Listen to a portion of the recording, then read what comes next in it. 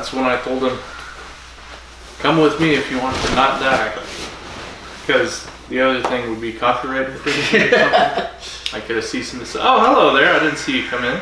Hello. Thank you for joining us once again for this, the 159th episode of the Drunk Doctor Who podcast, wherein we discuss the 159th serial of Doctor Who, Survival. We're Ironically named.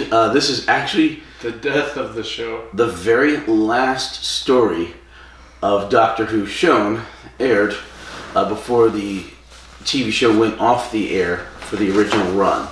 So this is the last serial of the first 26 seasons, which is the original run of the show. At least it didn't end on a cliffhanger. Yeah, that was sucked. Like, there's a TV show called Soap. Soap? Yeah, and it was a parody of soap operas. Oh. And the third season, one of the protagonists is tied to a stake they're about to do the firing squad. Yeah. And the episode ends, and the show got canceled. Oh, no. Yeah, you never know if that character survived or died. Alright. I think he died. That's why the show ended. Who knows? Alright.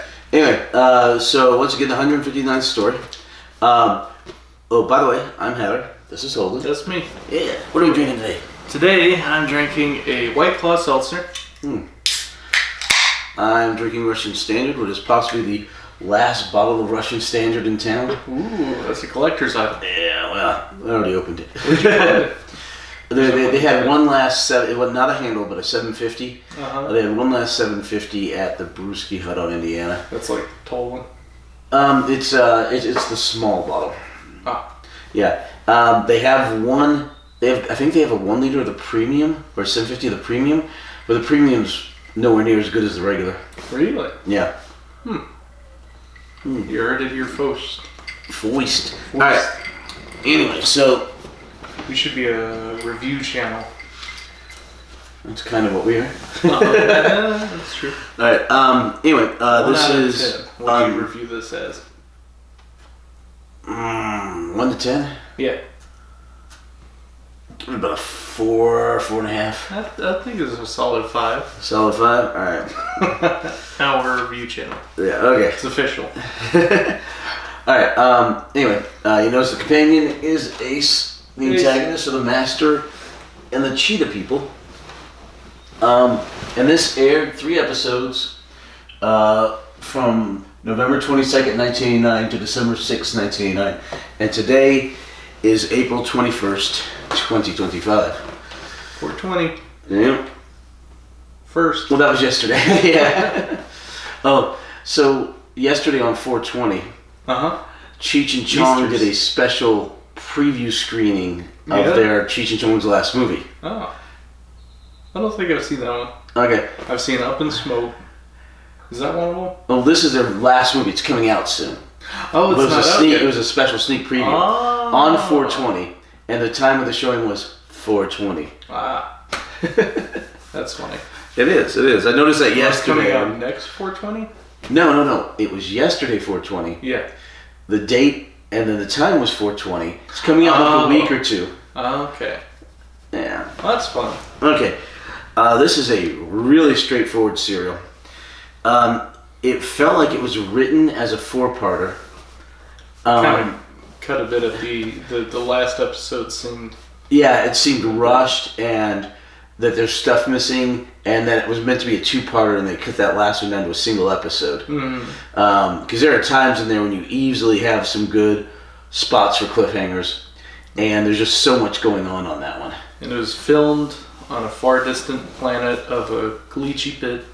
Of the Cheetah People. Yeah. Well, once again, it's all space. So much of Doctor Who is filmed in a quarry because it's a cheap place to film. Space quarry. And it looks like another planet. Except not really. Alright, anyway. One time I was playing paintball in the caliche pit. And I was running and gunning. And I ran off a cliff. I was falling. My life flashed before my eyes because I was just picturing myself plummeting down this giant cliff over there.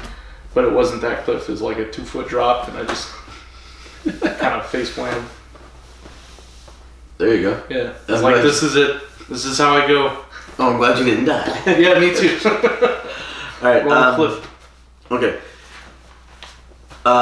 The explanation of the story is going to be pretty quick, but then we have several things to do afterwards. Doctor Who news. Yeah. Some news about the podcast here. And we get to vote on the best episode for this season. And the Doctor. Of McCoy's. And if we really wanted to... Oh, favorite overall? Overall between all the Doctors. Or we can save that for the next episode. Favorite of the old Doctors. The first 7, the original run. Or we can wait and include the 8th in there too. Oh, yeah. And call it the 20th Century Doctors. Ah. Yeah. Alright. Okay, anyway. So the Doctor brings Ace. Well, at the very beginning, there's a black cat. Why are motorcycles so loud? Because they don't have mufflers, really. Huh. There's a black cat. Right. It's a black cat. Bad luck. Yeah, the black cat is very evil, obviously. Yeah, cute and cuddly.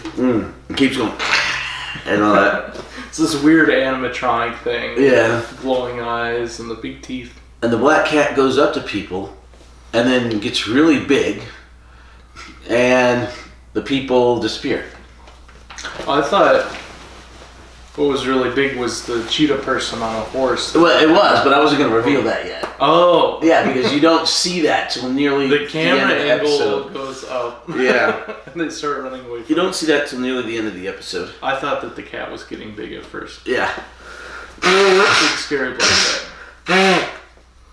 Apparently there's a whole bunch of missing people in Perryville. You have like missing posters, women got missing signs in the street. It's in their local Guardian newspaper. Yeah. Anyway, so... Ace wanted to go home to Perryville. No, she wanted to find out what was going on with their friends. Yeah, meet up with her old... So... Click. Yeah. Click. Alright. So, the kid disappears. He's washing a car. Yeah. And then the black cat runs right where the TARDIS is about to land. Or right in front of it. Then the TARDIS lands. And the black cat just crossed their path. And you're like... bad luck. Yeah, this is... You know this is the last serial, the last story. So, it seems more than fitting, but kind of sad. Alright. Anyway, so... slow pace... Ace is like, I don't want to come here on a Sunday. There's not even any good TV shows. Yeah. Ace and the Doctor go up to... They walk way up to a... Hilltop where the kids used to hang out. They're not hanging out there. They go back down. Where they used to muck about. Yeah, and she's like, the youth center. We gotta go to the youth center. So they go to the youth center. There's a sergeant in there. Looks to be about 58, 60. Who seems to be training a bunch of young men. Yeah. He's doing survival. Very Cobra Kai style. Yeah, and it's... Finish him. Sweep the leg. The whole survival and survival of the fittest is repeated so often in this story. Yeah. It's like, that's just the way of the world, isn't it? And all this stuff. Anyway, so... Self-defense. Strong survive. These are the tenets of Sergeant Patterson. Yep. So, the Doctor shows up and Perry's like, well, wait, where's all these people and stuff? The Doctor leaves them for a moment. And he notices the plain black cat outside the youth center. Yeah, and the keeps popping up. Right, the black cat runs away. So the Doctor's like, he gets his mind focused on the black cat. And the sergeant goes, hey, I remember you. The cops let you off with a warning, which is when she burned down the house. You know? You only get a warning for grand larceny? Well, I'm sure they thought it was an accident. Maybe it's a warning about something else. No. Mucking about too much. After we talk about the story, I want to talk about how this season is Ace's season. Every single story in there is very focused on Ace. Really revolves around her. Yeah, and she's the plot device, not just the... Well, not only that, but the Doctor's trying to grow her as an individual by helping her face fears, helping her go back home, helping her.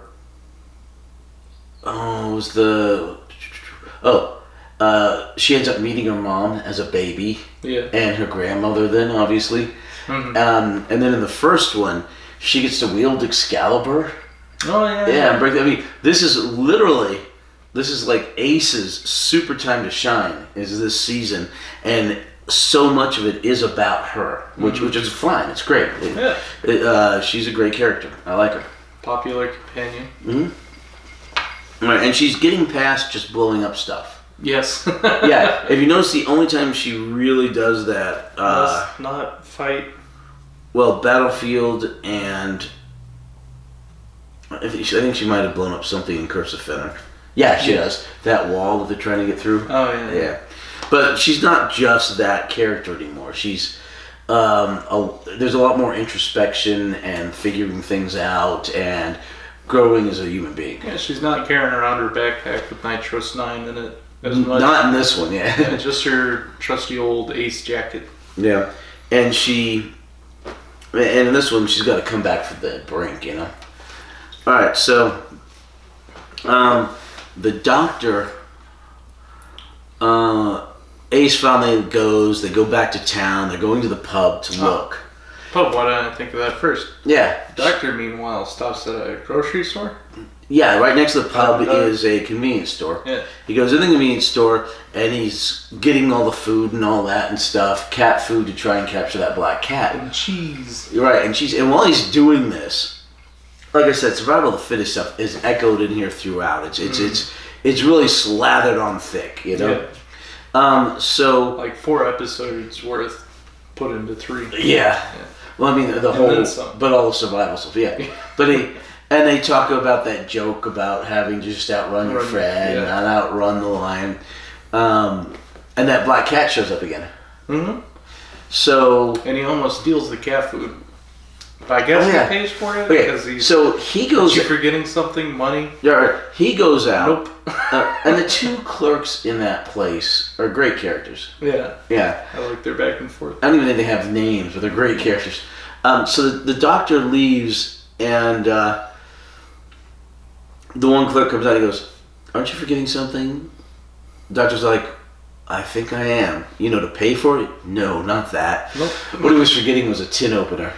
Oh, yeah. But then Ace shows up with that, yeah. And he did have a grocery bag, so I'm guessing he did pay for it eventually. I don't know. No, what happened was they set it up. Ace went into the pub, won a bunch on the little lot, she said fruits. It's the little slot machines. Oh.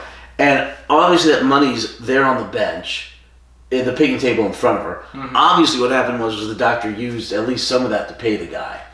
Or because it was set up too well. But for time, they just cut that little snippet. They did cut that out. Yeah. Anyway, so... Luckily, Ace carries the can opener in her jacket.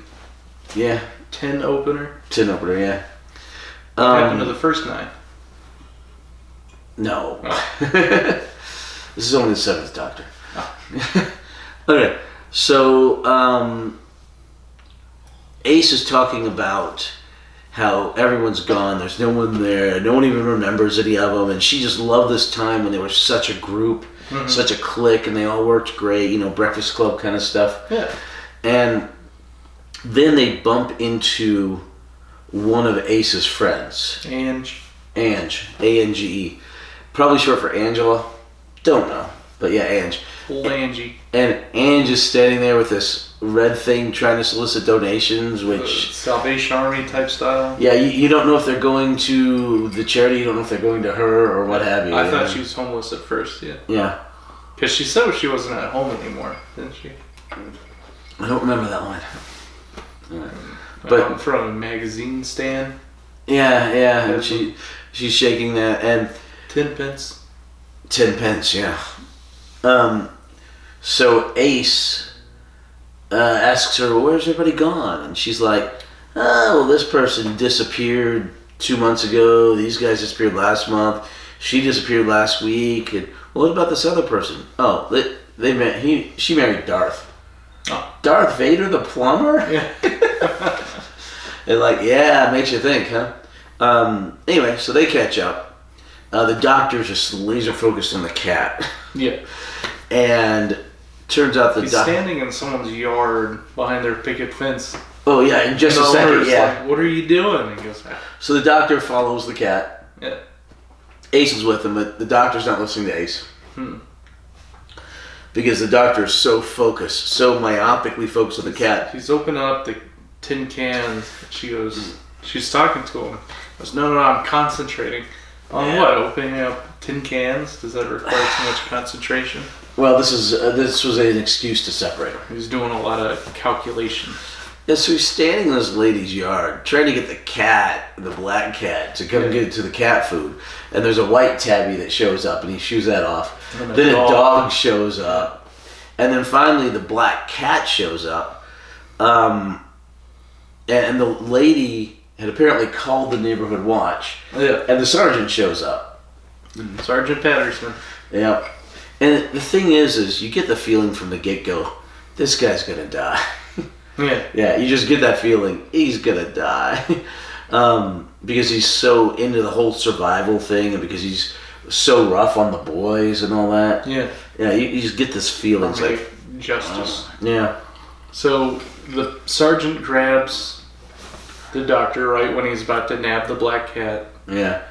And the doctor, earlier the sergeant had said a single finger can be a weapon. You can kill somebody with it. And Ace, let's see. She picks up a black cat. That makes me think there's more than one black cat. Well, she does hers in just a little bit. But they're all the kicking. Yeah. They're all the kicking. And somebody, you keep seeing his eyes, is looking through the cat's eyes and directing the cat. Eyes. Yeah, it's like, that'll do, and all this stuff. No sport.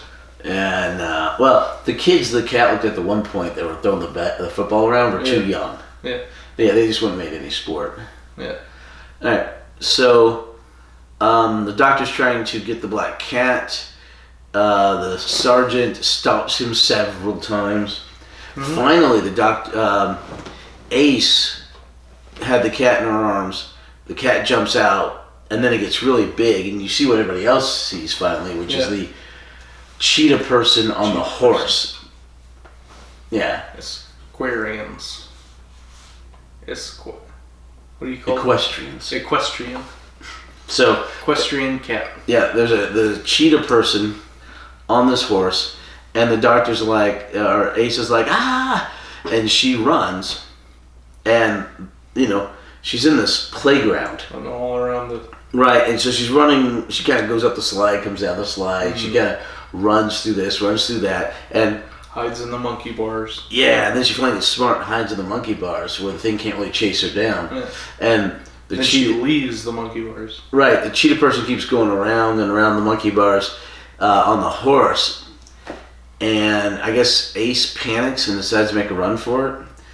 And that's when the doctor heard her go, "Doctor, help!" And he does that one finger thing to the sergeant, and the sergeant goes down to his knees. And the doctor runs trying to get to Ace because he hears her way over there.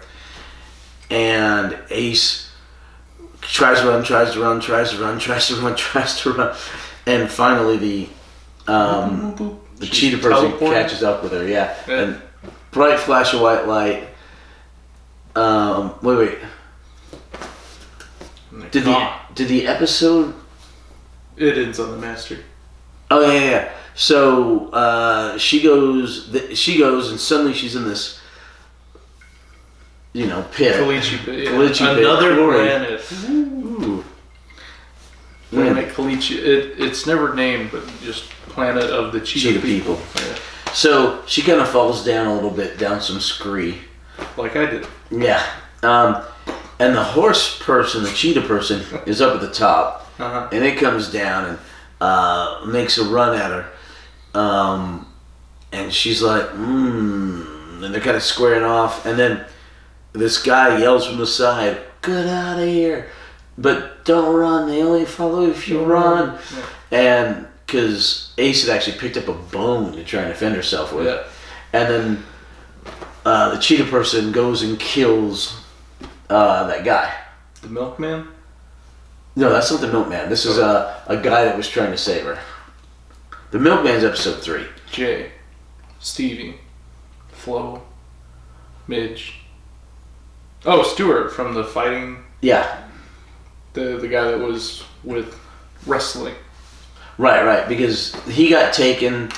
And we saw the dead corpse of the guy washing the car. Yeah. Yeah. Didn't get his name. Yeah. How many deaths do we have in this? Just death clutching his car sponge. Yeah, in his right hand, yeah. How many deaths do we have in this serial? 5 people on screen, 2 cheetah people, and 2 cats. Mm-hmm. The shop cat and Midge's cat. Oh yeah, the little girl's cat. Yeah. Ugh. Alright, so the doctor is trying to figure out a way to get through to where they are. He's climbing a fence after the cat. Yeah, he's on this wall trying to get to this cat. Then the sergeant comes and grabs his ankle, and the doctor's like, "No!" And the cat jumps off. At the same time, the doctor and the sergeant fall off the wall, and then they teleport to the other place. Because the sergeant was holding on to him. And the green eyes person said he wanted the doctor when the cat's on. And the Kitkin, the little black cat that can teleport between worlds, is there on the ground as a cheetah person, like, ah. And the doctor and the sergeant get up, and the sergeant's like, "What are we going to do?" The doctor's like, "Don't panic, don't fight, we might get out of here alive." Yeah. And then they go to this tiny little village of... few teepees and tents. Yeah, just like maybe 12. Yeah. And a little kind of... They're surrounded by cat people. dais out in the middle, yeah. And the doctor's hushing the kittens, and they're right, closing like, in. Shh. And he keeps doing the same thing with the sergeant. Yeah.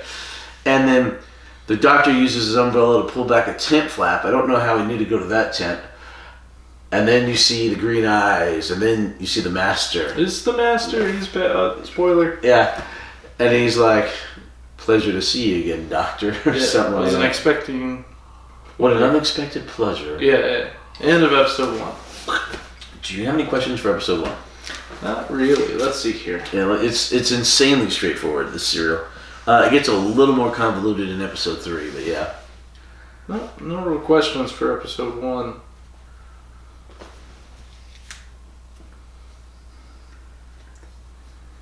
How'd the master get there, you think? It's never explained. When did we see the master last time? What happened to him? Oh my gosh, it's been forever. Teleported off, or did he run off and escape? Dastardly master fashion. They've stayed away from him for a while. I think it was... Oh my gosh. It was Tom Baker's last serial, wasn't it? Was it? Yeah, his very last one, Legopolis, whatever. Oh, yeah. No, I think the master might have been the very next serial. The first one of the 5th Doctor. I bet he got banished in space, and this is the planet he ended up at. Yeah, there may have been something with that, but yeah, it has been forever since we've seen him. But it's the same actor. And, yeah, same guy. He looks a lot older now. Melissa was commenting on that. Let's see. But then the master regenerates too, right? As the time. Did it mention that when they first changed the actor? Or was he supposed to look the same? Okay, this actor looks a lot like the first master. Mm. But then there was the burned up one in The Deadly Assassin. Oh, yeah. He starts changing physical appearance a lot more drastically with the TV movie. Oh. And then, because he's in that, and then onward into the modern stuff. Okay. Let's see. Where? Yeah, the master was in Castrovalva. Carmen Sandiego. Yeah, the very first serial, I think, Castrovalva of the 5th Doctor, I think. Or that still may have been Legopolis, but I think he's in there. Alright. But anyway. It's been a hot minute. Oh yeah, that's the one where the master traps them in that deal where the stairs go all weird ways and they can't get out. Oh. Because it's all an Escher painting that folds into itself. Remember that? Uh-huh. And the doctor was in his cabinet, regenerating for half of it. Oh, yeah. Okay. Remember that? I do. I remember the Escher painting. Yeah. The stairs.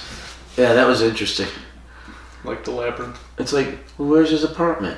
Oh, it's over there. And over there. And over there. Yeah, and the master was trying to take over the stuff there, and that was interesting. So yeah, the master was in like 3 of them back to back, crossing from the 4th to the 5th Doctor. Mm-hmm. But I think it's the last time we've seen him. Oh. So episode 2, got the hunting cats. The Sarge wants to make a run for it. He runs onto the platform. He's surrounded by cheetah people. No. It's the master. The master, yeah, picks up what you don't know if it's catnip or if it's just a regular ball. But he throws it at the feet of the sergeant, and the sergeant panics. Yeah. Runs onto the little platform, the dais. Yeah. Could be a grenade. Yeah, and all the. I'm not a fan of people throwing balls at my feet either. I'd probably freak out. Okay, well, he was already on tilt, big time. Oh yeah. And then all of the cheetah people are messing with him. Right, they're just playing with him, like a cat will play with a mouse or something. Batting at him. And the master's like, Doctor, I need your help. And the master's like, look, I've got more of these balls. The doctor grabs them Obi-Wan Kenobi. and starts to juggle. Yeah. Because he was a children's entertainer before he was a doctor, and he's juggling. And the cat people are like, Keep messing with the sergeant. Life toy. Yeah. And the master's like, they're not that easily distracted. And this is quite a friendly race. They actually are playful, and they will only hurt you if they're really hungry. Yeah. And he's like, I control them. I can talk to them. They can hear my thoughts, and I can see through their eyes. And he's got the golden eyes like they do. Yeah. Essentially, it's never explained, but what must have happened was he must have been somewhere, and then one of those old kick-ins came hunting, and the master actually only got sent over here with it. Uh-huh. And now he's trying to get off-world. Yeah. And the doctor's like, what do you need from me? I need your help. I need to get off-world. And he's like, well, now I'm trapped here too. What am I supposed to do? And the master's like, you'll think of something. You always do. Yeah. Is this where we see the master's fangs and his...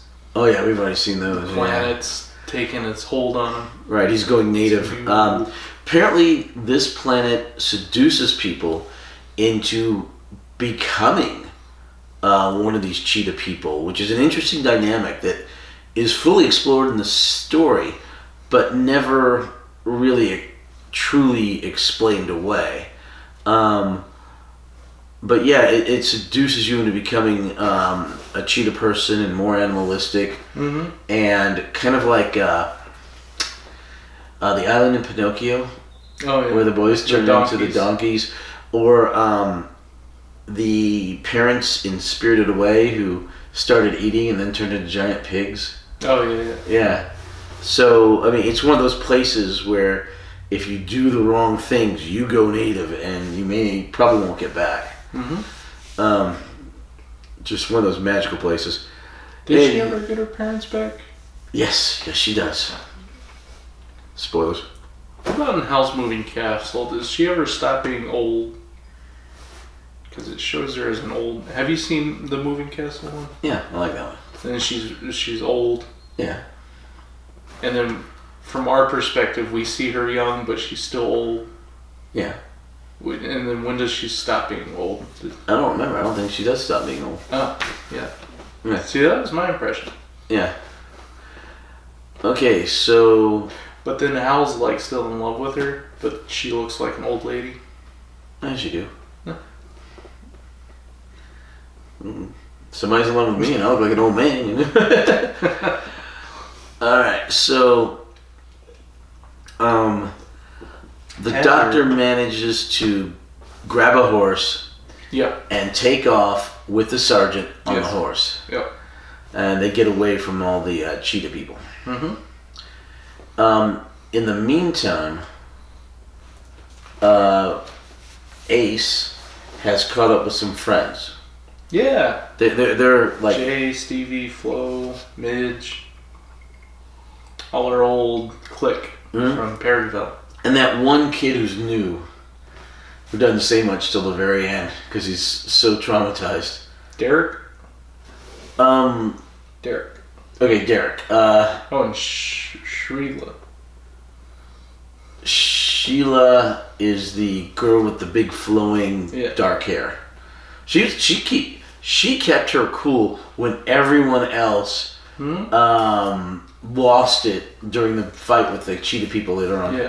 Yeah. She did. Anyway, so they're all talking and they're and Ace is like, we're all gonna die. And he's like, you need some sorting out, you bunch. You're all. Oh yeah, Derek says that or whatever. Yeah. And Ace is like, well, we gotta work on this. We gotta figure them out. And he's like, they want to hunt. Don't run. They won't mess with you if you run unless they're really hungry. Yeah, I can see in the dark. Yeah, they don't mess with us here because it's not an open space and they can't chase us down unless they're hungry. Yeah, unless they're really hungry. Everything ends with the caveat of unless they're hungry. Yeah. Anyway, so Ace tries to sort them out, and they end up going out to the road. And they get to the road. Yeah. It's more like a path, a forest path. They get to that, and Ace is like, well, you want to help me? We can stop them. Because you said they always come along this road. And like, yep. And so Ace and Sheila string up a wire. I don't know where they got it. It looks like some kind of wire. Yeah. Or something, but they're gonna try and garrote. Yeah. One of the cats as it goes past. But then the cat is on the horse, and it sees the wire, thing snips it, and you see the claws come out. Yeah. And then it kind of looks up at Ace, growls, and keeps going. Yeah. And she was like, didn't work. Plan B? Oh my gosh. Okay, somewhere in here they meet up with the doctor. With the doctor again. Yeah. And it's like, what took you so long? So the doctor figures out that they need to just stick together. B, that the planet's dying. And the safest place is over there. Towards the volcanoes. Yeah, towards the volcanoes. And they've also figured out that the black cats, or the kitkin or whatever, they can teleport. And he's like, so this is the world of the cheetah people. But I've never heard of the world of the cheetah people. And the doctor has a fob watch that he's using. That contains his unearthliness. Well, no, that's later on. Huh. But this one he's using a little bit as a sonic screwdriver, not much, and a little bit as a computer. Once again, which a sonic screwdriver can do. Yeah. I don't know. I mean, I just noticed it particularly this time watching it. I don't know if they were going to more or less try to reintroduce a device to help like the sonic screwdriver, or if it was supposed to be a one-off. But since the show was canceled, we'll never know. Well, he does always carry that watch. True, but I've never seen him use it like that before. Yeah, no. Yeah. They just needed a plot device. Yeah, the modern Dr. Shutagawa's looks like a computer mouse. Oh. Yeah, I don't know why. I don't know if they... I mean, the design of the sonic screwdriver had been more or less the same forever. Whitaker makes one that looks really weird. Like a blue turd. No, it's just it's odd looking, but she made it in a garage out of spare parts. Oh. Which, how the hell did she do that? But one of them looks lumpy. That might be hers. And then Shutagawa just goes for like nothing at all. Looks like a sonic screwdriver, you know? Oh man. All right. So anyway, the doctor and this group are going through this valley. And there's a bunch of those cheetah people down there. Yeah. And the doctor's like, don't worry, they're playful, they won't hurt you. unless they're hungry, with the same caveat. Don't run. Yeah, and then Derek's like, do they look hungry to you? But the cheetah people are kind of playing with him and stuff, and they're going through, and everything seems generally okay. And then there's this milkman delivering milk. Yeah. In the real world. Poor milkman. Yeah, good looking guy too. He was a good looking guy. And then the cat goes and gets the milkman. And so the doctor and the sergeant, Ace, and all her friends, and Derek, they're finally through all these cheetah people because they're making slow, deliberate moves. Uh-huh. They're not antagonizing them. They're not creating a chase and all that. And then the milkman shows up and starts yelling and screaming. And the cat's in a frenzy. Yeah. Ace's humanity wins out. She wants to go help and save the milkman. Yeah. Yeah, her humanity wins out all the way through this, which is really nice. Mm-hmm. But the milkman's screaming, and then the cavalry of cheetah people come over the ridge, and the milkman's kind of running and screaming, and the cats are starting to get into a frenzy, and then they ride down, and the doctor's like, "Don't move! Don't move! Don't move!" So of course everyone's moving. The only person that listens to him is Sheila, to her credit. The one guy, not who's the violent one? Is it Derek? Midge? Is it Midge? Midge. Okay. He was animalist.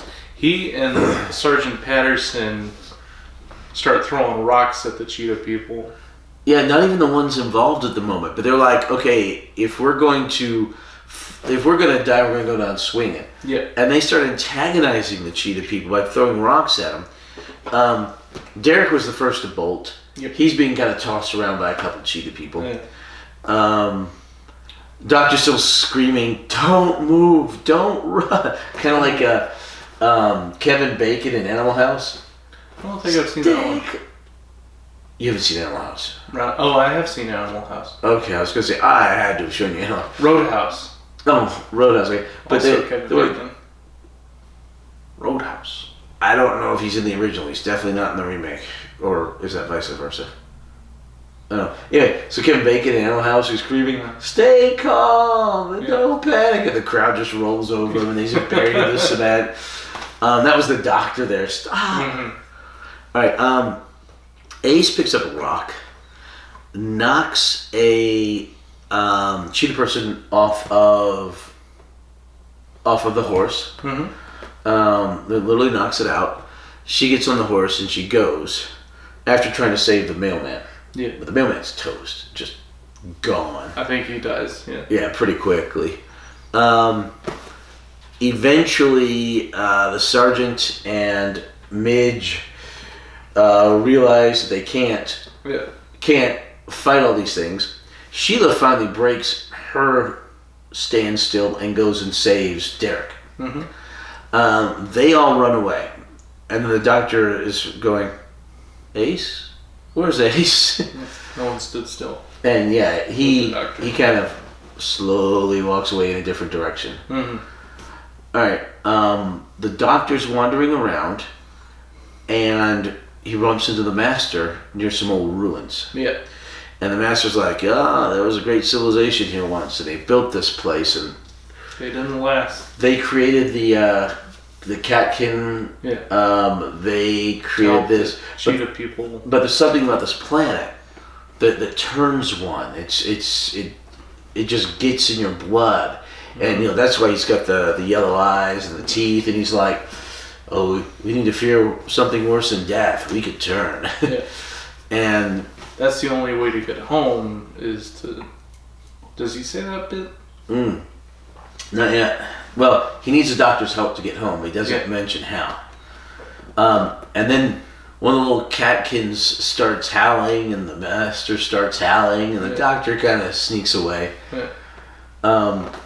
The master goes and he's cutting the leather strips off of a corpse. Oh, that's next episode. Oh, is it? Yeah, that's episode 3, I think. Or it might be the very end of episode 2, but I think it's episode 3. No, he teleports him too. You teleports too? Okay. Yeah. 2 ends with Ace's Thriller Eyes. Oh yeah, just after he teleports. Yeah. Okay. So, but in the meantime, Ace has gotten away, and she notices one of the cheetah people coming up, and the cheetah person falls off the horse, crawls to the water pond, lake, whatever, and drinks. Is this the one she hit with the rock? Oh, I don't think so, because she took that one's horse. Although this might be the same one, have gotten on another horse to get to here. We don't know. They all look a lot alike. He just passes out face first into the water. Into the water, yeah. She was obviously trying to get there for whatever reason. Ace, once again, her humanity does good. She comes around, and this is kind of an enemy mine scenario when you're not sure how much to trust the other person. Yeah. And the other entity, race, yeah. So she goes and species. So she goes and she lifts the creature out of the water and puts it on its back. Eventually, the creature wakes up and says, "Moon." And we didn't know these things could talk. Right. But the creature's like, "Moon water." The cheetah person. The moon's water. Turning blood red at this point. Right. And this is part of the reason that they, the feralness is so here. And the moon is reflected in that water. So Ace goes and picks up her hands like this, and you see the moon in the water. And she goes and she gives it to the cheetah person whose name we find out pretty soon is Kara. There's almost a trill in it. Karma. So the cheetah person drinks of the water. Karma chameleon. And then kind of passes out. In the meantime, on the other side of stuff, you have Sergeant and the 3 remaining kids. Yeah. Midge, Derek, and Sheila.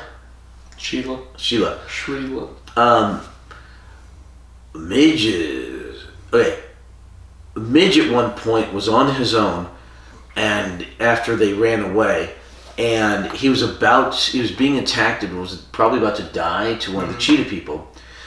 But then another cheetah person came up and attacked that one. And why did it do that? Well, because... Fighting over the food? Well, it seems to be indicated that the planet is... Okay, the Master says the planet's died. When one of these cheetah people kills another one, because they're part of the planet and its system, the planet dies a little. And when they get into the Valley of Bones or the Valley of Death or whatever, they have a tendency to fight each other.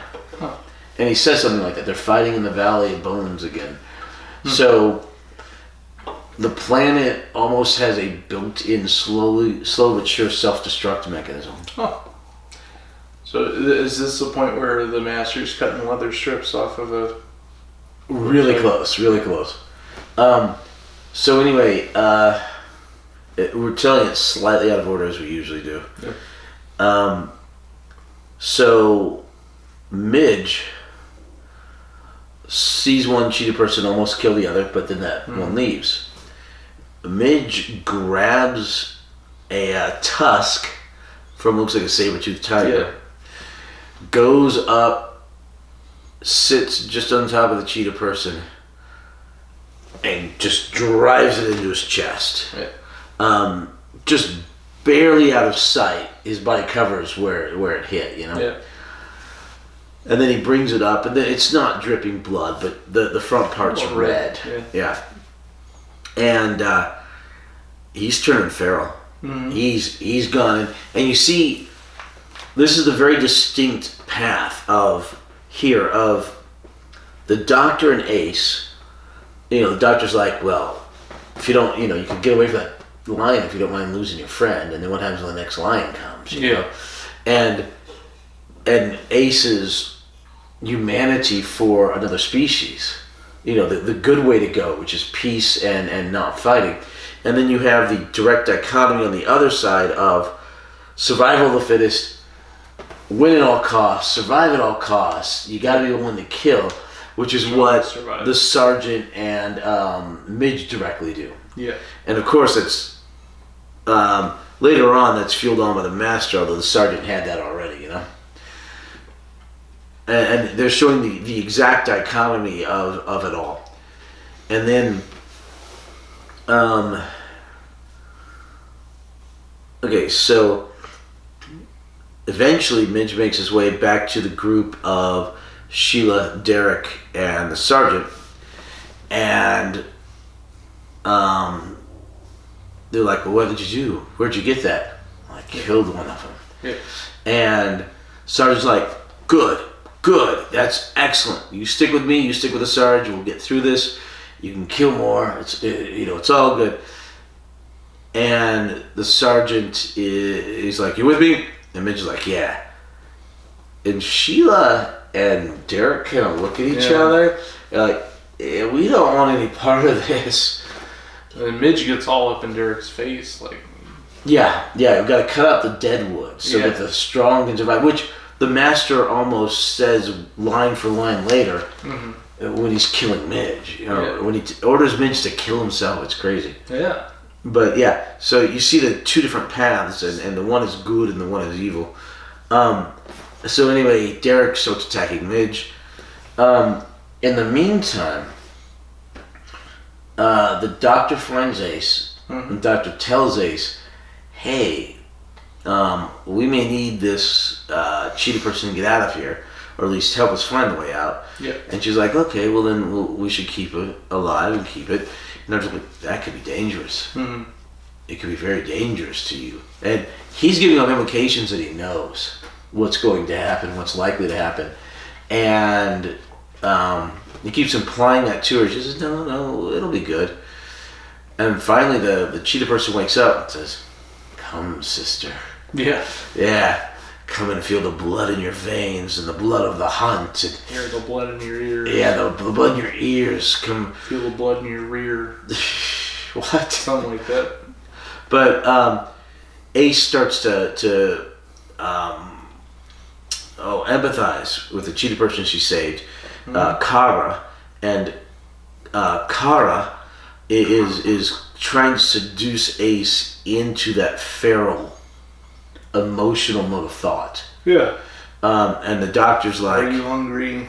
Yeah, are you hungry? She's like, I'm starving. And the doctor's like, come back, Ace. Oh, that's slightly later. Yeah. That's episode 3. So the doctor and Ace get back to the group. They stop Midge from killing Derek.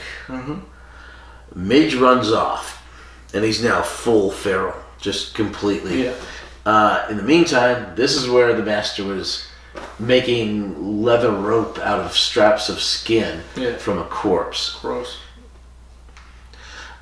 He manages in a incredibly unlikely way, because Midge had to stand exactly where he was standing for it to work. Yeah. To capture Midge. Yeah, it was like, okay. All calculated. Yeah, the Dr. Ace and everybody comes up, and the master's like, well, I told you that the kitten could only bring their prey home.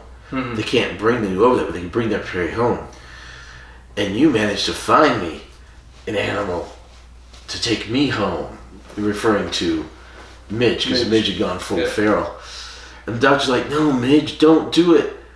And Midge is just growling at him, and the master's like, he no longer recognizes his name. Yeah.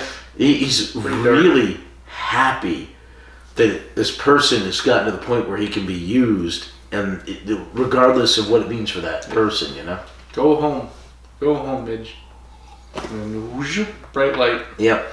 They teleport back to Earth, we believe at the time, although I think they show it. And then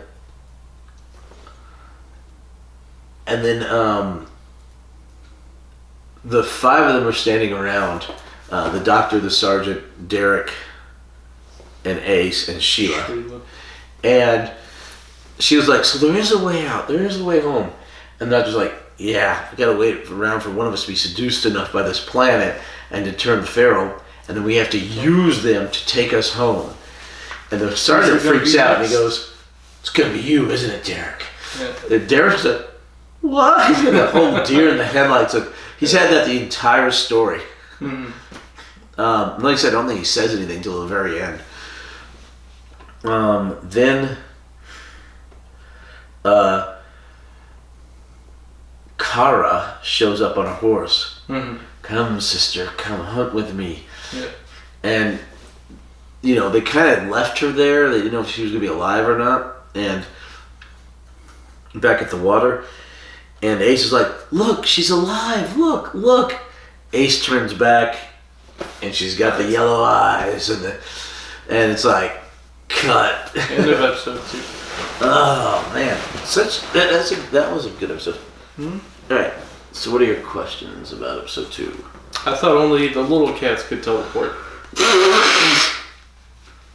Well, What apparently... is the master up to? Becoming animals, master teleports.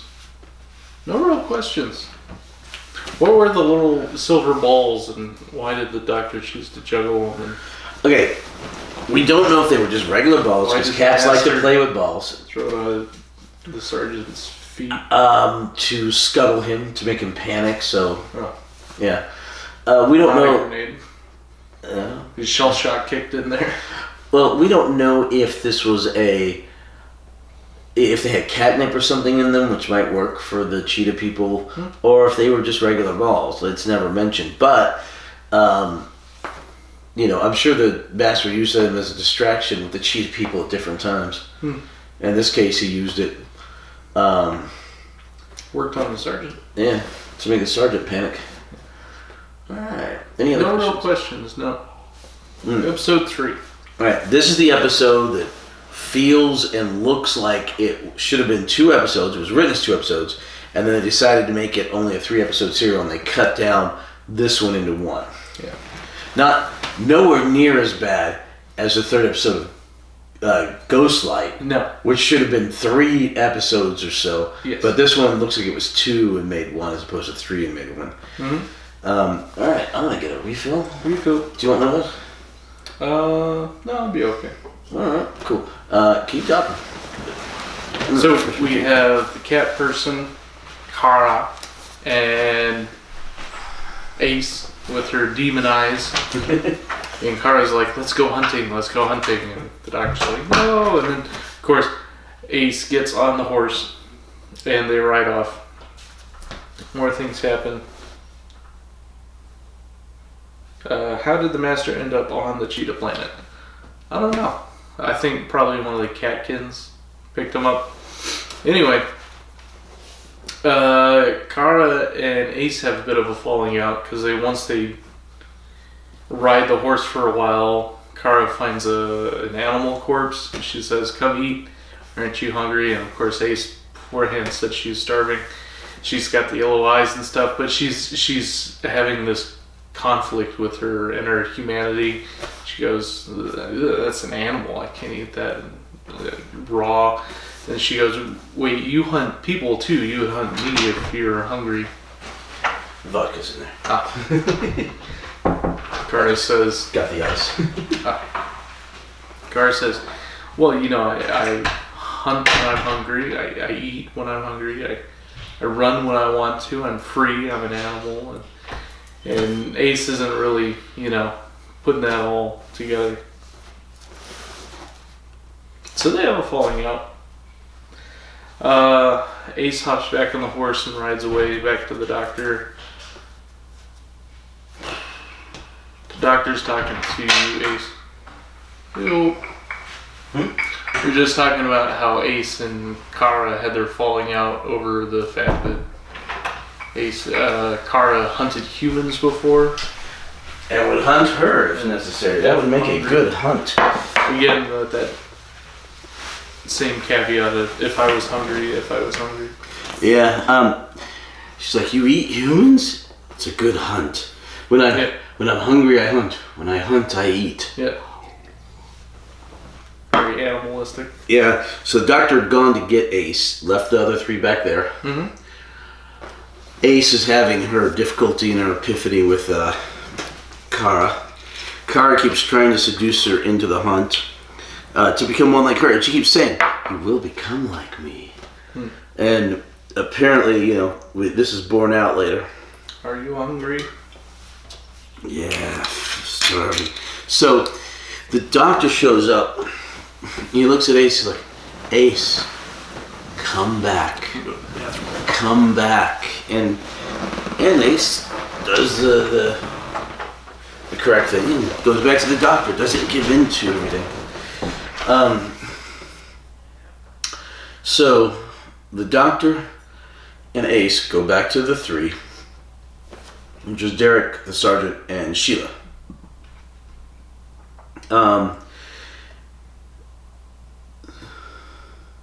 He goes back to them, and he's like, "Look, Ace, I don't want to make you do this, but there's a way out of here, but it's your choice. We can travel with you because you're mostly feral, but you may stay that way." And Ace is like, "Tell me what to do, doctor. What should I do?" And the doctor's like, "It's your choice." And Ace is like, "Okay." So they all hold hands, and Ace jumps, and they all jump back, and they're back in front of the street, right in front of the TARDIS. Alright. Sheila grabs and thanks Ace and says, "Perryville, we're in Perryville, yay!" and hugs her and says, "I've got to go tell my family I'm alive." And she runs off. The sergeant's mind cannot handle what happened. It snaps, pretty much. Well, I mean, it doesn't go crazy. But he believes that he was just left in the road after being blackout drunk because his brain wants to erase everything that happened.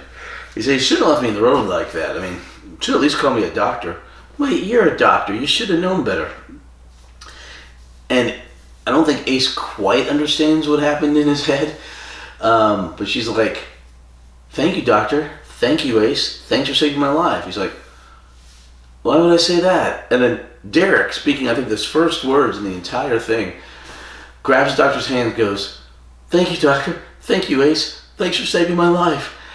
Really happily, and he runs off, because he'd been in that place 3 weeks, seeing a bunch of other people die, and he had survived somehow the whole time. So then the sergeant leaves. Okay. In the meantime, Mitch and the master are in Mitch's flat house, apartment. Looks like one of those tiny apartments. And Mitch is just feral as can be, just like lying on a settee, growling and stuff. And the master's like, "Yeah, it took him. He didn't have a strong will. But I have a strong will, and I will keep fighting it." And he's got the yellow in his eyes, and he goes, "I will beat it. I will beat it." And the yellow fades to his regular blue-gray eyes. And then he turns around, and I mean, you've got the master. He's a Time Lord. He has controlled planets. He does all this stuff, but for some reason, he hates the doctor, and he decides if he's going to go feral, if he's going to go dark, he's going to kill the doctor and take him with him. He will hunt him, trap him, and kill him. And he decides Mitch is one of his agents to do it. And how? Yeah. So the master has that ability, as he has lots of wonderful mental abilities of hypnotism and various things. Has that ability, weird ability to talk to cats. I think partly because the planet, as it was making him feral, but he was holding it off, gave him that ability. Yeah, he talks about how he conquered the instinct and the right sees the power for right, and he controls the cats because he feeds them and stuff. And there's that one scene where he's actually feeding one of the cats. The master's old cat lady. Yeah. Okay. Mine who power? Old cat lady powers. Oh man. Control the stray cats. The stray cats strut. So he's looking at Mitch, and he starts talking, and you can tell Mitch is talking, but Mitch isn't thinking these things. It's the master going through Mitch. Yeah. And he goes, You will be my hunting dog. Yeah. You will be the trap. You will be the teeth of the trap. You will be the teeth that kills. And you can do anything you want. Mitch is like, I can do anything I want. And steals a motorcycle. Right. And this is, and he's like, and you will do whatever I say. And I will do whatever you say. Yeah. And so you think there's a scene cut out here. A couple of them, actually. Like I said, the two nice episodes. Duds. Yeah. So Mitch and the Master leave. The Doctor and Ace show up because Doctor's like, Mitch, he's going to go back to his old place. Where is it? She's like, oh, it's a flat over there. They run in. The Master and Mitch are gone. Mm-hmm. But they confirm it's that place because the Doctor sees a picture of Mitch on, cupboard or something. And they killed the house cat for no reason. You hear this little girl sobbing, and they come in, and Ace is helping the little girl. Once again, humanity. Mm-hmm. And she goes, what's wrong? And they show a dead cat. And a very fake one. Both the dead cats in this are fake. Oh, we forgot to mention that the two clerks had a cat, one named Tiger, and it was killed. Yeah. Right. So apparently the people the feral cats will kill cats. Mm. The feral cheetah people will kill cats. So little girl's like, the bad cat man showed up and he had my brother. My brother had funny eyes and killed my cat. And they're like, okay. Really? Yeah, it got dark quick. This girl's like 5 or 6 at the most. And Ace is like, where's your mother? Oh, Mitch ran him away. It's like, okay. Just left the child. Yeah, this child was hiding in a cupboard or something. It was like, and Ace is like, her grandmother lives one flight up. I'll take her to her. Mm. And then he goes, okay, where's the bad cat man? He went that way. And so, hey, in the meantime, and like I said, there's some scenes cut out of here. We go to a motorcycle shop, like a Harley Davidson place or something, mm-hmm. and you see some blood or something running off a telephone. Oh, it was the coffee that was... It was the coffee, yeah. But it was obvious that Mitch came in, and with his now superhuman strength or whatever, killed everyone in the place. Yeah. We don't know how many. Nope. Or at best, chased them out. We don't know. But I think the implication is he killed them. And he's revving on a motorcycle, and the Master's like, this is just the beginning. You can do anything you want. And Mitch is like, this is just the beginning. I can do anything I want. And the Master's like, go find him. Alright. Then, so he's sending him out to hunt for the Doctor. Alright. Then, we get a cutscene. And you realize that some stuff has happened in here. Some things have happened, but there's like 2 or 3 scenes that aren't there. And Mitch shows up at the youth center. Mm-hmm. Dapper as anything. He's wearing a 500 quid suit and glasses, dark glasses, and he's just suave as hell. And you're like, okay, what happened to the motorcycle? Where do you get these clothes? What made them decide to come here? You know, there's a conversation or two in there somewhere. Need some more pawns for their army. Mm. So he walks in like he owns the place. He goes and he talks up his old boys about survival of the fittest, and you've heard it here first with... Oh, and all the dead wood should be put against the wall so that the strong may survive, the strong may thrive. And after a bit of him doing that, the Master comes in, mm-hmm. and the Master keeps saying these points, and then Mitch says them. So I think the Master is speaking to him that entire time. And the Master, of course, has his hypnotism ability, which he's always had. Always used. Yeah, unlike the cat telepathy thing. And the Master's like, stay where you are, because a couple guys were about to run. Mm-hmm. Mitch takes off his glasses, and through his ability and the Master's ability, they hypnotize all these boys. They're probably 18-year-old men. But they hypnotize all of them. And it's like, you will do what I say. We will do what you say. Yeah. And then the Sarge shows up. And the Sergeant... Sorry it's late. Yeah, sorry I'm late. I had an accident. And he comes in. And... There's like a bunch of holes in his clothes, acting like... Yeah, and the students, or now ex-students, kind of part way. And the Sergeant goes up and goes, oh, what's going on with all this then? And the master's like, I'll let you take over from here, Midge. And Midge goes and just flat out kills the Sergeant. Yep. Yeah, it's like... one bites the dust. Yeah, family show. Alright, so... Die like animals. Doctor teleports. What happened then? Oh. Okay. So in this case, like I said, this is the one episode that should have been two. All those people leave. Alright? Now, Ace, since she's been touched by the feralness, when the feral master is talking to the feral Midge, she's seeing bits of it. Oh my gosh. Was it reminiscent of Harry Potter?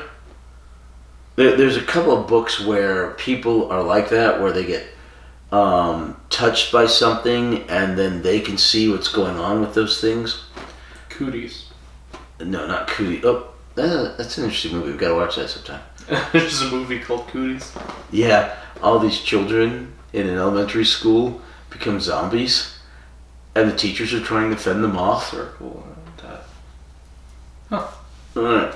Anyway, so... Is it the Horcrux? Well, yeah, one of the things like that, you know? Huh. It's, you get touched by the evil and then you can see some of it, and it's... Oh, it's also, like the Palantir in Lord of the Rings. Oh, yeah. And like... Is it Night Watch? Or... There's a couple other deals like that. The Russian movie Night Watch, where you get some sort of touch of that evil, and then somehow then you can see it. Yeah. And when they're doing things, you can hear it and stuff. And that's what she does. So Ace leads the Doctor right back up to that hill, where they were before in episode 1. And then... Where does the Doctor get the motorcycle? It's left there for him. Oh. So he's going to have a joust? Yes, essentially. And I'm very surprised he did not use his umbrella to joust. Yeah. Because that would have been actually kind of cool. So they get there, and the Doctor's like, she's like, this is where the trail goes cold. And the Doctor's like, it's all a setup. Yep. They chose the weapon. They chose the method of conveyance. They chose the place. And right then... It's a trap. Yeah. Right then, cresting the hill, you have Mitch on his motorcycle. All the thugs. The master, and the 10 nameless thugs. I think it was about 10. Yeah. Yeah. And Ace is like, I'll fight him in the mat. The Doctor's like, no. And he uses the hook on the umbrella, like, swing around. Must not fight or I'll take control of you. Yeah, if you fight, you will turn into one of them forever. Period. Don't fight. And he gets on the motorcycle, and, you know, they do the whole... They just drive into each other. The whole chicken thing. Game of chicken. And just they're going, boom, fireball. The Doctor gets launched into the next zip code. but we don't see him yet. Midge just kind of... Yeah. He doesn't go as far. Time Lords He's a lot more burnt up. Yeah, Time Lords are a lot more hearty, to say the least. Yeah, but Midge is this burnt out, problematic, needs triage pretty quick. Yeah. On the ground, and the Master walks up and he says, you know, Midge, you gotta remove the weak so that the healthy can thrive. You know what to do. Midge, Alt F4s, he just up and quit. He dies. Yeah, he doesn't even have to grab the saber tooth and thrust his arm. He just kind of goes, turned okay. his head, and the lights go out. Yeah. He just wills himself dead, and I'm like, and this is the guy who was saying that 10 minutes before in the youth center to those other guys, and it's like, all right, evil eats itself. This is a bad philosophy. So we have no sign of the doctor yet at all.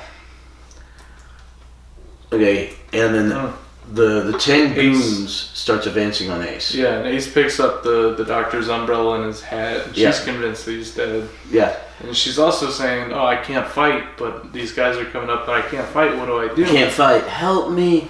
Help me. Bright light. Kara shows up on the horse. We don't know how she got there. I guess it was some sort of sisterhood connection. Yeah. But anyway, she shows up. Thundercats, ho! Right. And she starts, she's on the horse, so she starts plowing in, and all the goons run. Yeah. They all run. The master stands his ground. He picked up the saber tooth from the ground. Kara pulls up with the horse, and he's commanding her like he was commanding them back in the other world. Yeah. And he's like, you have no power here. This is not your world. You have no power here. I control it. I control you. You will do as I say. Get off your horse. She gets off the horse. Yeah. And he's like, no, you don't have any power. And she's like, you can do nothing to me. She says, do you bleed? He's like, yes. Yeah. Then I can do something to you. And she leaps towards him, but he was on the ready, and he thrusts the saber into her chest. Yep. And she falls down dying. They got a lot of work out of that prop. Yeah, they did. The master determines it's a good time to beat it. Skedaddle. He skedaddles. In the meantime, we see that the doctor had fallen into some rubbish, one of which happened to be a couch, which broke his fall. The master walks by, and he's just like, typical, and he just keeps going. Yeah, he's like, okay. He keeps going. He's not going to stab the doctor in the back, literally. It's not what he wants. The lock to the TARDIS. Well, so then the doctor... Okay, so Ace goes up to Kara.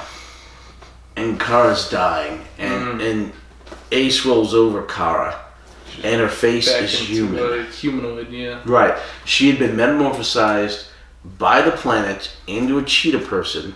Like I said, much like the donkeys in Pinocchio Island and stuff like that. If you go that feral, if you go that far into it, you can be turned. Yeah. And that's what that place did to her. But now she was dying. She turns back to a human, and she's pretty and has really nice hair. Yeah. Yeah. And Kara's still speaking the exact same stuff she did on that other planet. Taste. One day you will die. While you die, taste the blood of your enemy on your lips and stuff like that. Hunt well. Yeah, good hunting, sister.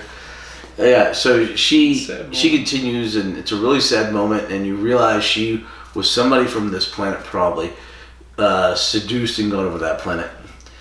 And it's a good sad scene.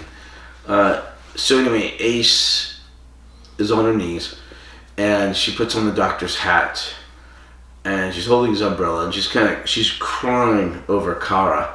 The doctor has gotten up now and made his way to Ace, and luckily there's a couch there that he landed on or something, some cushion. Deus Ex Machina. So the doctor says, "Thank you. I think it's mine." Takes the hat, and she's like, "Yay, doctor, you're that." And he goes, "My umbrella," and he's like, "She's not even singed." Yeah, and she's like, "What happened to the planet?" And he's like, "Oh, it's gone." Or no, he doesn't say that yet, but he says, "It will." He says it's gone, but it will always live inside of you. And she didn't say wicked, but she's like, "Yeah," something like great. Good. Yeah. Yeah, she's like, good. And, the planet will always live on inside of you. But you didn't fight, so you're not going to go completely feral. Mm-hmm. So, here's another reason why it seemed like, like I said, 2 episodes. they go back to the TARDIS because Ace is like, let's go home. Go home to the TARDIS. So they go to the TARDIS, and there's the Master. Now, if they could have kept out a good chunk of this, they could have properly showed the scenes earlier to explain what was going on with the suit and the recruitment and all that other stuff. But, you know. Could have. So the Master is trying to lockpick the TARDIS, which I guess if anyone could, it would be the Master. But he's trying to lockpick the TARDIS, and the Doctor's like, he's like, oh, drops his lockpick. Yeah. And the Master's like, we always seem to keep meeting like this. And the Doctor's like, we don't have to. The Master's like, I could kill you now. And so basically, the Master's hatred makes him go feral. He goes on this tirade about how he's conquered the power, and he now controls it, and he finally has the power to overpower the Doctor. Right, you can't beat me because I have conquered this. Yeah. And he lunges the Doctor, and then teleports back to the dying planet. Right, just immediately back, and they're on that platform, that dais, and the Master's just beating the crap out of the Doctor. And finally, the Doctor uses some sort of pinch hold, like talking about earlier. Single finger can be a weapon, and probably something like there. And the Master, and the Doctor gets on top. And the Doctor picks up a skull. Yeah. And he's just about to smash the Master's head in. And he goes, no. If we kill each other, the planet will explode. And because the Doctor's eyes have gone feral. Live like animals, will die like animals. Yeah. If we live like animals, die like us. Because his eyes have gone feral, And the Master's like, oh, you should have killed me. And the Master turns around and he's just about to kill the Doctor. That's when the Doctor starts screaming, if we live like animals, we die like animals. And then apparently the Doctor's humanity brings him back to Earth, and he teleports back to Earth. Yeah. To Earth. Yeah. How does that make sense, though? Okay. Plot holes. Anyway. But his humanity and the goodness of him and Ace allowed them to do those things. Going the good way back to Earth, whereas the Master's inhumanity and a lot of the creatures in humanity only brought them the other way. Mm-hmm. So the feral creatures could go that way. The cheetah people could go that way, because once again, lack of humanity. The Master could only go that way, lack of humanity. But if you were humane, like Ace or the Doctor, you could go this way. Or Kara when she shows up to... Right, because once again, Ace's humanity and the link helped bring her through. Mm-hmm. That makes sense. Yeah. More sense than it did. Yeah. So, once again, this is supposition, educated guess. It's nothing that's explained, but that makes sense. Yeah. Right.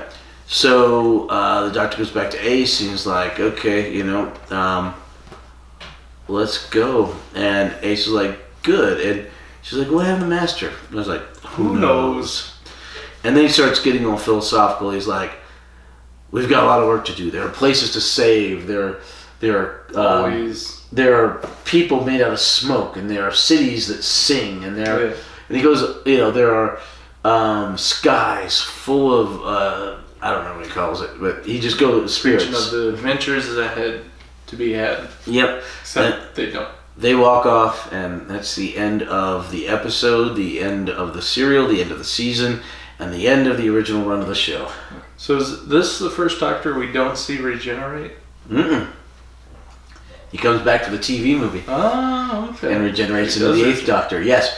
One of the things that the director who did the TV movie absolutely insisted on was bringing back McCoy to regenerate into the next Doctor. Did they do the same thing with McGann when we go into the 9th Doctor? No. There are two reasons. One is... they're maybe just doing a reset or... Correct. They were, at the very beginning, they were not 100% sure if they wanted the show to be a continuation or a restart. And eventually, the demand was, it needs to be a continuation, and they made it that. Very, very, very distinctly by the next Doctor, and then really well in the 11th Doctor's first episode, the 11th hour. Just boom, here it is. It's a continuous show. But for the first season or 2 or 3, the producers were not sure if they wanted to be a complete hard cold reboot. Yeah. Reboot, that's the word. Or a continuation. Eventually they decided to make it the continuation because the fan outcry was too much. So we don't have the regeneration from McGann into Eccleston, but we do. We never get it? We kind of get it. We get a regeneration from McGann into the War Doctor. Oh. And then we get an almost complete regeneration of the War Doctor into Eccleston. Almost complete. Eccleston did not want to come back to finish it. Eccleston's his only season on the show, he clashed with the producers so much that he never wanted anything else to do with the show ever again after he left that first season. And so he doesn't show up for the anniversary specials? No. Oh, and he's only started doing the Big Finish audios within the last few years. Oh. In fact, if he had come back the way they wanted him to, there wouldn't be a War Doctor. Because it was written for him. Huh. And they had to shoehorn in the War Doctor, which is fine. We got John Bloody Hurt as the War Doctor. Yeah. Yeah. Why did he clash so much with him? He's never outright stated, but the rumor is that he did not like the way they treated the crew. Oh. He didn't like the way the producers and directors treated the average crew guy. Oh. Well, So good guy. Yeah, if that's the truth, then yeah, good guy. But he was a very good doctor, and I'm sad that his time on the show was truncated because of that. Although, to be fair, Tennant was amazing, So we kind of got to Tennant a little earlier, but I wish he would have come back for the 50th. All right.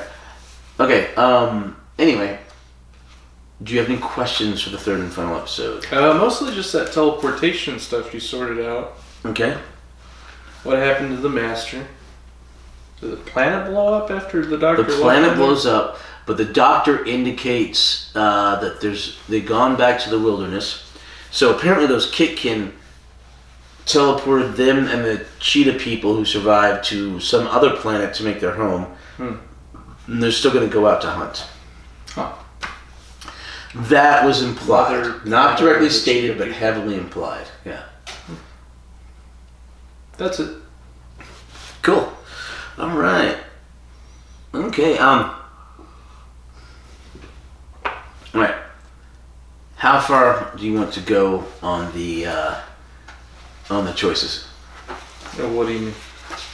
Well, we're going to do the season. Yeah. Okay, favorite of the season. Do you want to do the favorite of this Doctor? And then, do you want to wait till we do McGann before we do the favorite of the 21st century Doctors, or?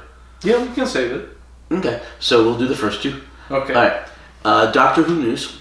Doctor Who news. All right. Today, 4/21, in the United Kingdom was released the animated, The Savages. Oh.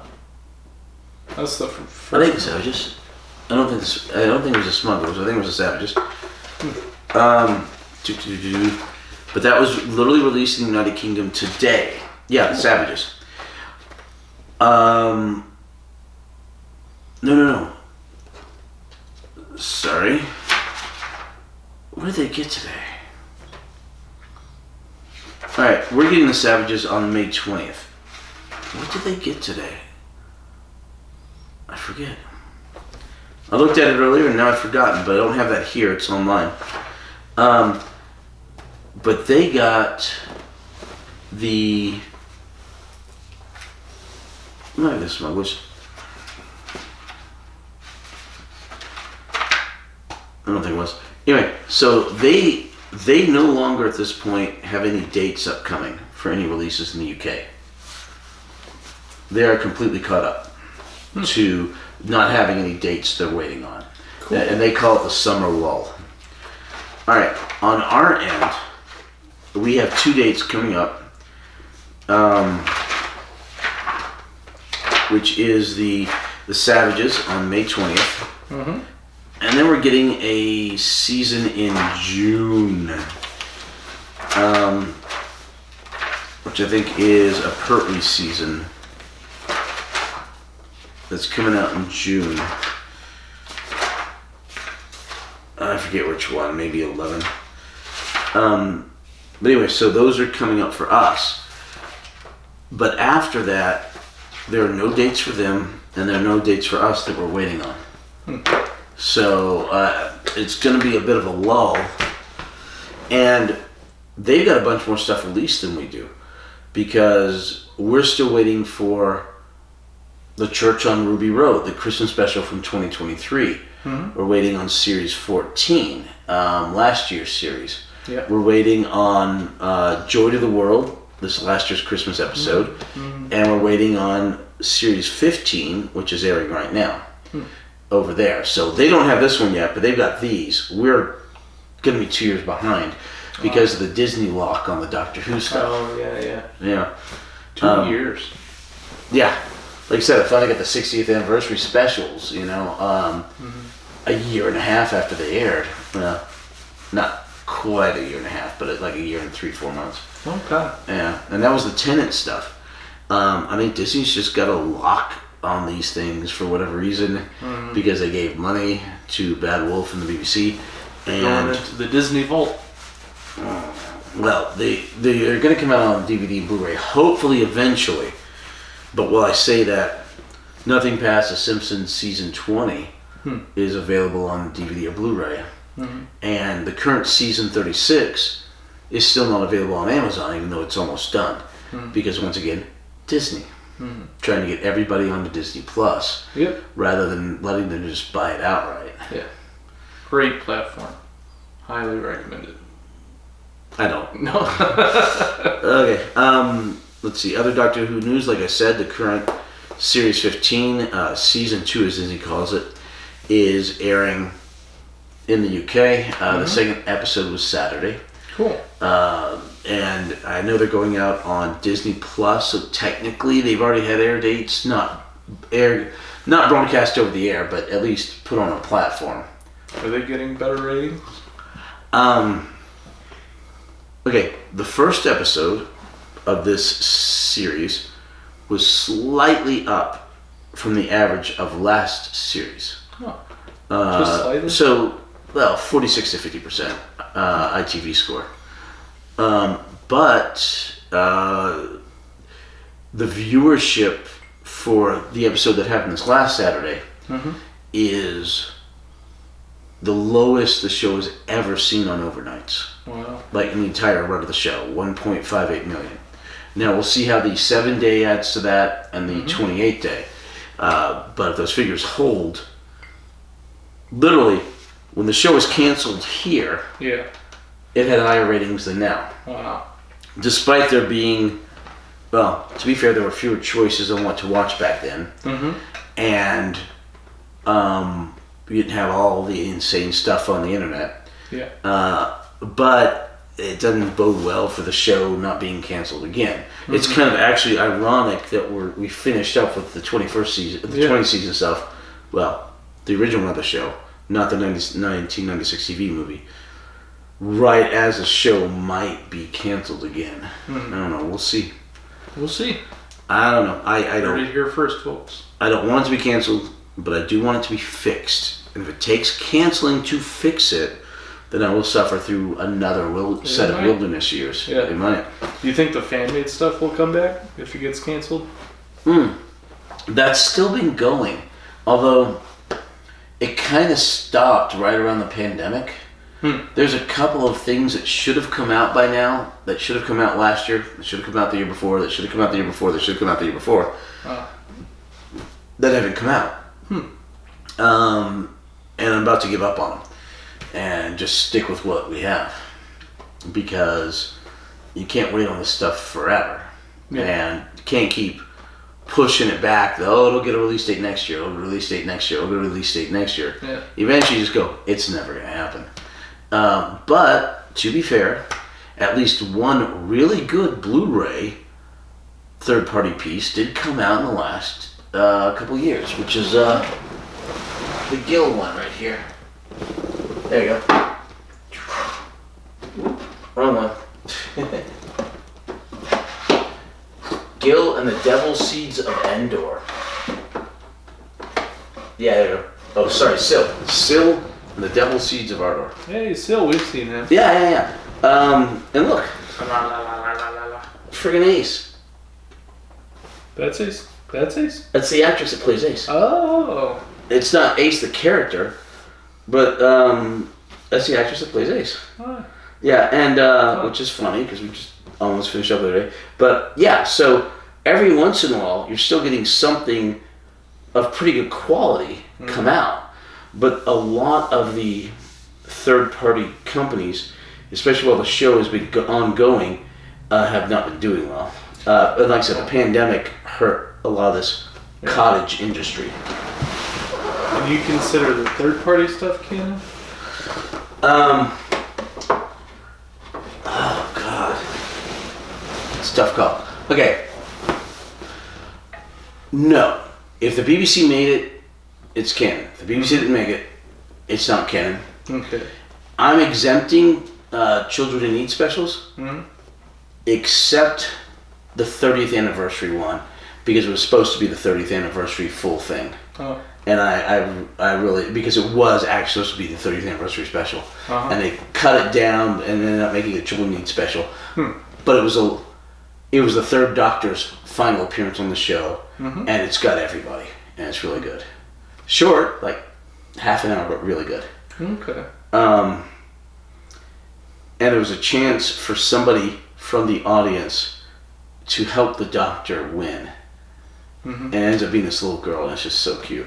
The other Children Need specials I don't count. I don't count this third-party stuff, although at least one character has made it from the third-party stuff into the main show, which is the Brigadier's daughter. Oh. She originally shows up in third-party stuff, and she does make it into the main show. Now, at least a couple of the third-party stuff, especially right towards mid-90s, was really good. The Stranger stuff is okay. The first one we watched was but some of the stuff in the third-party stuff gets really, really good. Oh. Yeah, and it's got a bunch of people in it. Yeah. And then there's others later on that are nowhere near as good. Downtime is the really good one. And there's some stuff later on, nowhere near as good. But the Damon's Rising is pretty good too. But yeah, generally speaking, it's not canon, although like I said, Scream of the Shakla, the only thing that the BBC ever declared absolutely non-canon, may have been recently canonized in last year's series. Although I haven't seen the episodes, so I can't confirm it yet. But yeah, that may actually be canon again now. Interesting. Yeah. And when they did that, it was kind of a way with the multiverse scenario to canonize other things like the 1960s movies. Yeah. Yeah. I don't know. We'll see. Essentially, it's one of the reasons to watch nearly everything, and everyone's going to have their own different headcanon. Is it just the buttons that are bamboo, or the fabric that's made? Everything. Oh. Fabric, everything. Cool. Yeah. You want to vote on our favorite of? Absolutely. I was just trying to think. Oh, a little bit of news about the podcast. After 7 years, we have finally finished the original run of the show, which, to be fair, is the vast majority of the episodes. 600 and something episodes. 686 or 684. That's a lot. Yeah. Episodes of the show. For us, it's 159. Yeah. Serious. We've got the third-party stuff to watch. We get into the new stuff, and we have more spin-offs, more third-party stuff. And going through the current seasons, which will be shorter for Doctor Who. But we're going to take a little bit of a break so we don't burn out. And we might be back, maybe some heroes and villains, and or Apocrypha with the third-party stuff in the not-too-distant future before we get back to the main show, because that's literally the proper view, the proper watching order. Yeah. But yeah, if you don't see this particular show for a couple of months, don't worry, we will be back. Stay tuned. And but yeah, check out the Apocrypha and maybe heroes and villains. Just but like I said, it's going to be a little sparse for just a bit. Just need a break, palate cleanser. Yeah. Before we go into there you go. The 1996 movie and the third party stuff, and then refresh and recharge. Yeah, all that, and then eventually into the new stuff. I'm excited. Hope you're excited. By the way, just a small spoiler. The next time Ace, in more or less the 60th anniversary special, or what should have been the 60th anniversary special, sees the Master. Yeah. She looks at him and goes, "Last time I saw you, you were half cat." And the Master goes, "A man's allowed to experiment, isn't he?" Oh. That's a good line. Yeah, they were both great lines. So does he hold on to that cat nature that he's conquered? Does that come up again? No. Other than that? No. In the future, he's just bat crazy. I mean, really bat crazy. He's very unhinged. All right. Yeah. Okay. Season 26. Oh.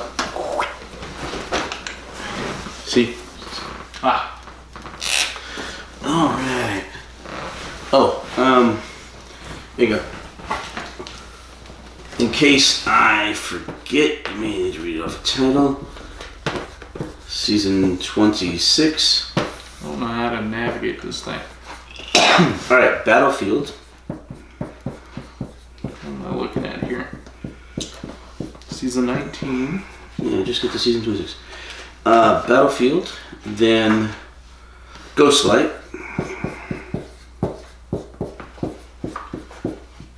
Yeah, never mind, I don't need it.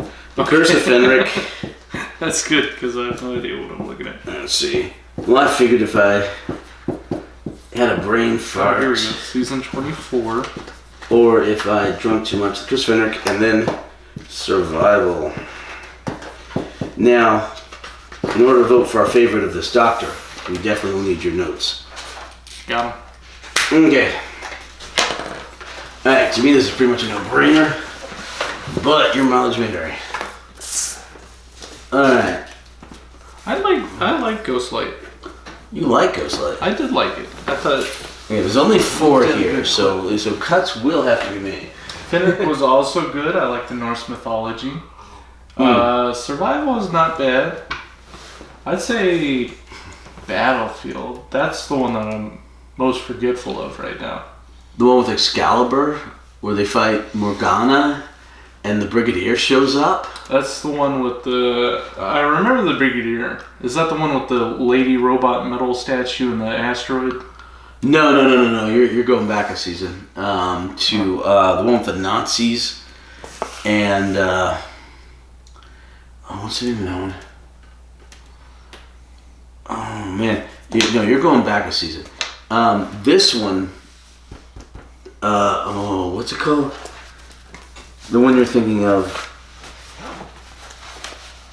Oh, it was named after the asteroid or whatever it was. Fenric, Ghostlight, Battlefield. Alright. Wait, go back 1 or 2 so we can get the name of the one you're thinking of. Or I can get my notebook. Greatest show in the galaxy. Nope. Silver Nemesis? Yes, that is Silver Nemesis. That's the one I'm thinking of. Alright, you're thinking of Silver Nemesis. This is the one where Morgana shows up with her son. Mo Green. Yeah. And they are trying to get a hold of Excalibur because she's trying to defeat Arthur, even though she's in love with him, King Arthur. And you've got the guy who's the archaeologist, and you have the nuclear missile, and the new younger Brigadier lady. And that was just a lot. Yeah, there was a lot going on in that one. And then, Ace gets to come out of the water holding Excalibur. Oh, yeah. Like the Lady of the Lake. Mm-hmm. Survival was fun, but we could probably cross that one off. Okay, I can agree with that. I like to Return of the Master, but Yeah. a lot of the serial was fairly hokey, which is why I gave it a 4, 4.5. Giraffe foot and pokey pokey. Alright. Okay, so there's Battlefield, Ghostlight, and Curse of Fenric. I think I like Fenric more than Ghostlight. I can agree with that. Ghostlight, like I said, is a bit too choppy and frenetic. And I had to watch it so many times before I figured out what was going on. Yeah. It just doesn't explain anything. But Probably cross that one off. finally figured it out. So we have Norse mythology versus English. Arthurian legend. Yeah. I don't know. I'm a big fan of Norse mythology. And I just think I agree with the consensus because it's true. Curse of Fenric is probably this Doctor's best serial. Yeah? Yeah, it's Better really than good. Battlefield? I'd agree with that. Yeah. It's just so good, and it's so well done. So the Curse of Fenric wins it. Favorite of season 26. Alright, well, the good news is it stays in its exact place. Because, alright.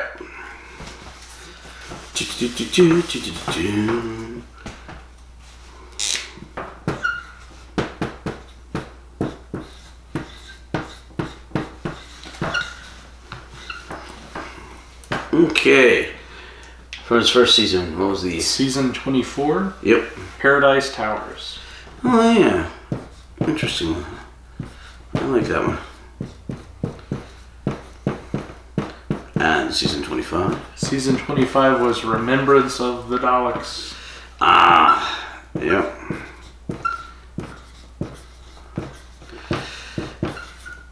I would have loved if Greatest Show of the Galaxy had won it, but to be fair, this is probably a better story.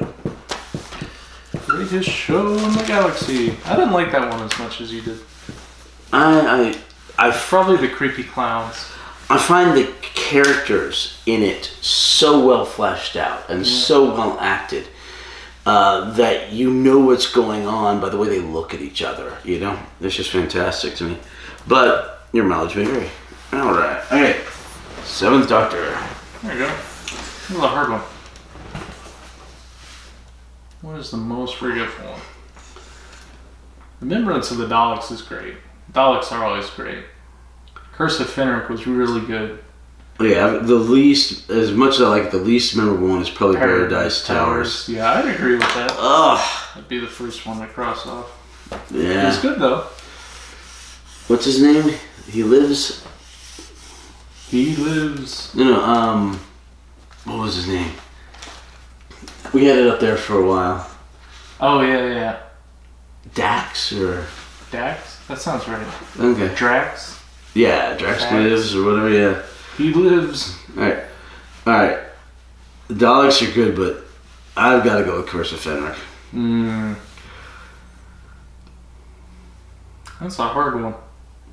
This would be like a big upset if the Daleks don't win, because the Daleks always win. I know, but the Curse of Fenric is so stinking good. Yeah. Let me see how many the Daleks have won. The 5 Doctor. Oh, well, the Doctor specials always win. The 2 Doctors, the 5 Doctors, Terror of the... 2 Doctors was Terror good. Voids. 2 Doctors. I don't think the 3 Doctors won. Remembrance of the Daleks. I'd agree. I'd say I like Curse of Fenric more. Like I said, there's a reason that it's highly considered as best because, well, it is. Alright, so Best Doctor of McCoy. Curse of Fenric. Ooh, nice. Okay.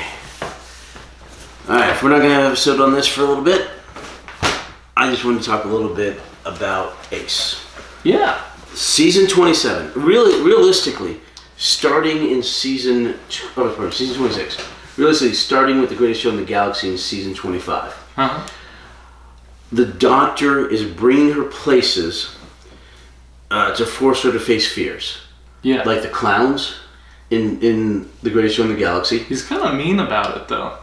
he is. They've been building him up to be something bigger and better, although they never get there. Remember, he's supposed to be the other one. Yeah. But they never get there. I think they were going to do it in season 27, but it was canceled. But she grows in that episode. Yeah. In that story. And then you've got Battlefield, where she grows again, and comes out, finds out she's, descended this, descended that, comes out of the lake with Excalibur. And then you get to Ghostlight, where he brings her to the house she burned down, to have her face her fears there. And she grows again. And then he takes her to... And then the Curse of Fenric, when she meets her mother and her grandmother, and she realizes she can't hate her mother as a baby, so she can't hate her mother. And she grows again, and she learns to she grows into the swimming, where she's no longer afraid of the water in the deeps. Boy, that's still a big fear for me. The ocean, Riptide, terrifying. Okay, and then in this one. Dangerous undercurrents. And in this one, she grows again. She grows out of Paravel, and she shows all that humanity, doesn't give in to the feral, helps save several different people, and then her humanity at the end helps win again. It's even over the Doctor. Like, the Doctor was totally content just letting the Milkman run for it. And she broke away to save the Milkman. The Doctor is... Well, he's the Doctor, so he's going to be, at least in the old stuff, ultra competent.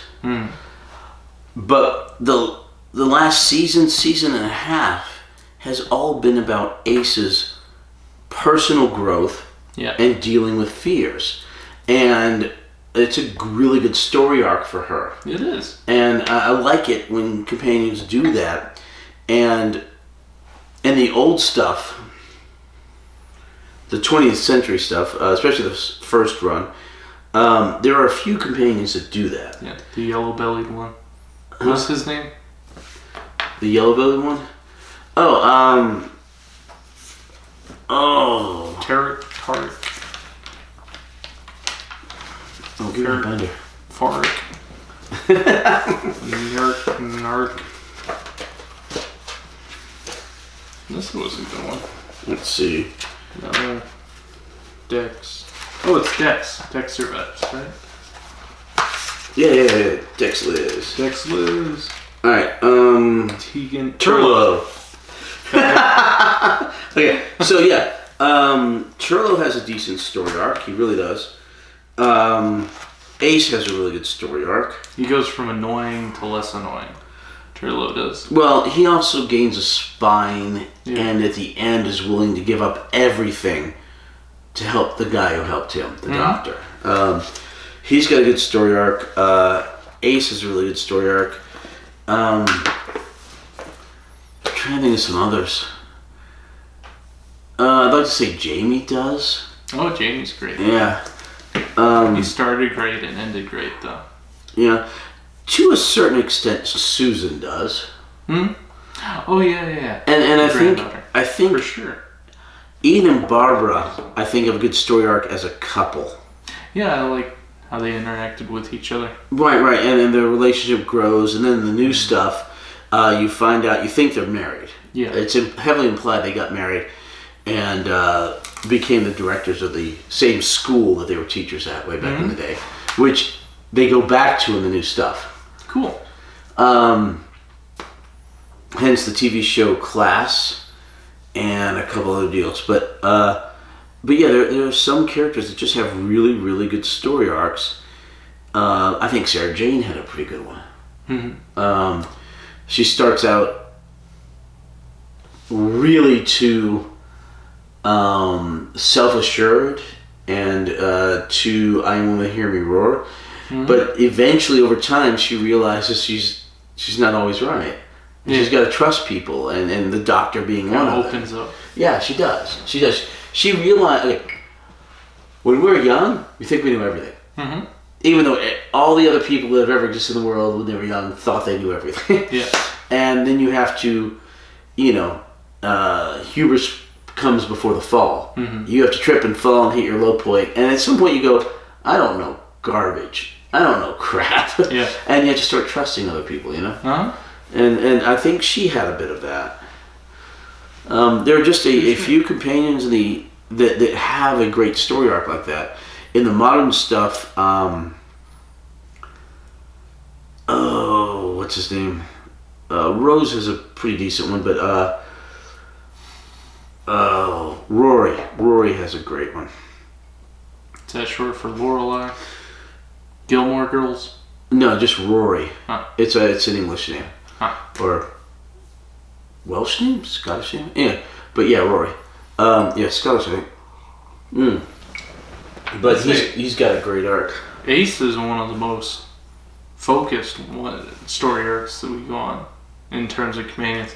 Because she's the only companion, and it really focuses hard on her, like, in terms of plot devices. And she gets a lot of screen time. Yeah. A lot of dialogue. And she goes from a let's blow things up, I'm a rebellious teenager, until she finally becomes a flat out woman. Mm-hmm. All grown up, all mature, all willing to deal with this stuff, in Curse of the Fenric, attempting to not quite seduce that guard, but really turning on the feminine wiles to lure him away. So, survival. Do we ever see the Master again? Yes. We ever see McCoy again? Yes. We ever see Ace again? Yes. We see Ace in 32 years. In the new stuff? Yeah, we see McCoy and... Well, okay, skipping the 30th anniversary special, which I believe they're both in. Oh, okay. Skipping that, which is only 3 years from, or 4 years from here. Because once again, to me it's canon now that it's more or less been, made that way. But yeah, we see them both in the New Year's Day special from last year, which should have been the 60th anniversary special, because it's a better multi-doctor story than any of the 60th anniversary specials. Mm-hmm. And it was Whitaker's last episode, and it was really stinking good. If Chibnall had that kind of quality story, more or less throughout, at least even close. Sure. He would have been such a better showrunner, because that episode is so good. Mm-hmm. But yeah, we do see the Seventh Doctor again. We see Ace again, both in that particular story 32 years later. And we see the Master again in the TV movie, the next actual episode. Same actor? No. So while it's ironic we end the old stuff on the episode named Survival, we do see the characters survive beyond it, which is quite... Yeah, that's something after a show gets canceled. Well, it's a continuation, and they do come back. What a great place to end on Survival. For now. For now. All right. We'll be back. Keep an eye out for us. Hopefully a couple, 3 months here, but also, of course, maybe 4. But also, of course, Apocrypha and Heroes and Villains, as we do maybe a bit of cleanup and sift through some of the stuff between the 7th and 8th Doctors. So don't forget to subscribe and hit that bell for notifications. Wait, are we doing that now? Give this comment and share. And hit the outro theme. Oh, and if you know where I can buy any Russian Standard vodka, let me know. Do.